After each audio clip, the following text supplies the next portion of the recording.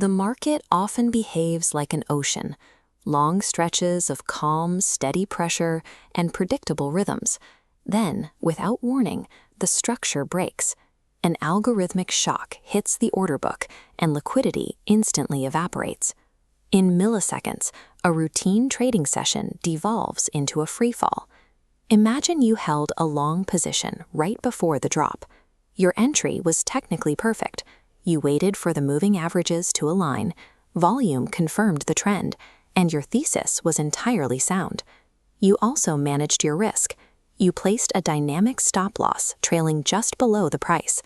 If the market turns, your capital is protected automatically. Then the shock hits.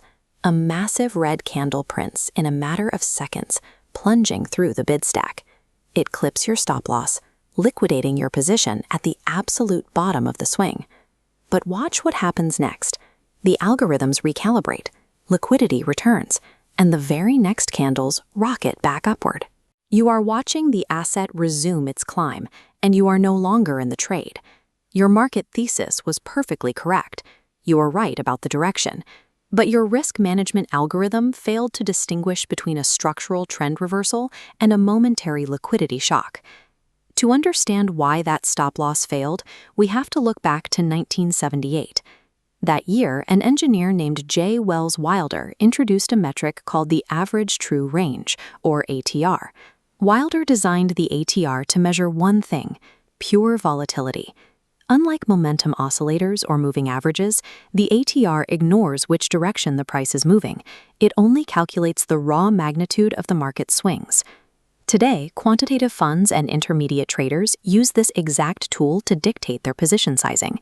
It translates market noise into a defined mathematical boundary. The standard industry practice relies on multiplying the ATR value, typically by 2, and placing the stop loss that exact distance below the entry point. As volatility expands, the boundary widens.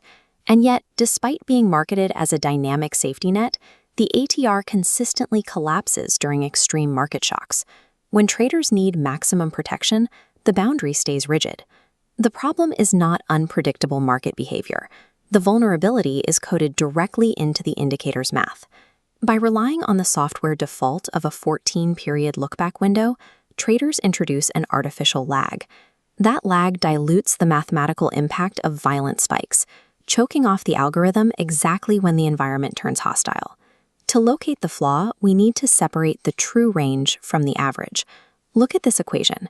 True range takes the maximum of 3 distances. First, the simple spread between the current high and low. Second, the absolute distance between current high and previous close, capturing gap ups. Third, the distance between current low and previous close, identifying gap downs. The algorithm always selects the largest of these 3 numbers. This guarantees that hidden volatility, like overnight gaps between trading sessions, is quantified in the risk profile. In isolation, the true range is a highly accurate snapshot of current danger. The breakdown happens entirely in the second step, when the software forces that pristine data through a 14-period average. The standard ATR takes that raw true range number and smooths it over a rolling window of 14 periods. This formula treats every data point equally. Imagine 13 days of low volatility, each measuring $1. On day 14, a shock creates a $15 spike. The indicator sums the 13 $1 days, adds the 15, and divides by 14. The output is $2. That $15 warning signal is mathematically suffocated. The indicator suppresses the present danger because it is weighed down by 13 days of irrelevant calm history. When a market shock occurs, a 14-period moving average cannot tell you what the volatility is right now. It can only tell you what the volatility used to be. This brings us back to the stopped-out trader from the flash crash. They relied on the $2 ATR output to set their protective boundary. They assumed the algorithm provided a dynamic buffer scaled to the current market threat. But a market in crisis enters a new regime. The intraday variance, the raw distance in asset swings up and down within a single session, rapidly expands far beyond $2. The position wasn't liquidated because the macroeconomic trend reversed. It was liquidated because the stop loss was swallowed by the noise. The buffer was too tight to absorb the mechanical violence of the swing. Institutional quantitative funds recognize this vulnerability. Their execution algorithms do not rely on static 14-period defaults when volatility structures break down. Surviving an algorithmic flash crash requires detaching from lagging indicators and deliberately shrinking the look-back window to match the speed of the crisis. In quantitative finance, moving from a calm, liquid environment into a highly volatile crisis is called a regime shift. When the regime shifts, adaptive algorithms immediately shorten their historical look-back windows. They aggressively shed old data to prioritize recent price action. For an intermediate trader, this means manual intervention. The moment a shock prints on the chart, you drop the ATR look-back parameter from 14 periods down to 3.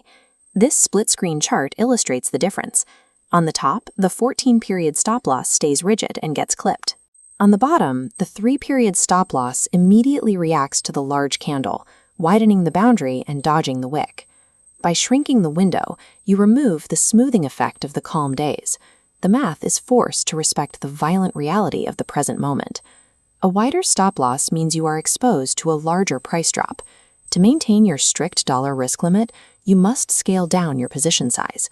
You buy fewer shares to buy yourself a wider margin of error. Risk management tools are only dynamic if they adapt to the environment they operate in. Shedding the lag of the 14-period default gives your trades the mathematical breathing room required to survive the storm.